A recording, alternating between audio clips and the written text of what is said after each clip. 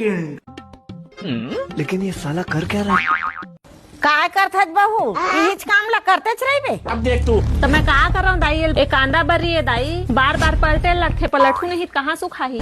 तोर काम तो कुछ नहीं है बहू, मैं तो शादी होके आ रहे हूँ ना तो 50 जन के खाना अकेला बनावत। तो रुको जरा। मगर दाई बुआ कहत रही सब वो समय घर में 5-6 आदमी रही हमें।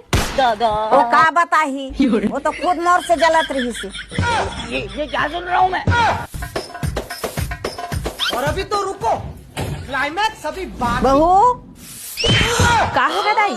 तो पता है बहू, ये घर में मैं नवा नवा शादी होकर आ रही हूँ तो ठीक है। घर के सब काम बुतला अकेला करत रही हूँ। तब मोर सास मोल मारे, तब तोर ससुर है खड़े खड़े देखा कुछ नहीं कहा। ए दाई तो पता है बहू, मोर सास मोल दुआरी नहीं नाहकन देवत रही सी।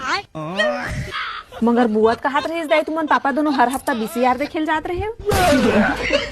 बुआ बुआ कहा था जो, तो बुआ घर में रहत रही, धुन में रहत रही घर में। वो अब देख बुआ तू, बुआ अब बुआ अब तू करत गया है। बेटा, चल अब तू गया बुआ देख। के चमची, चल काम कर। तो लेने के देने पड़ गए।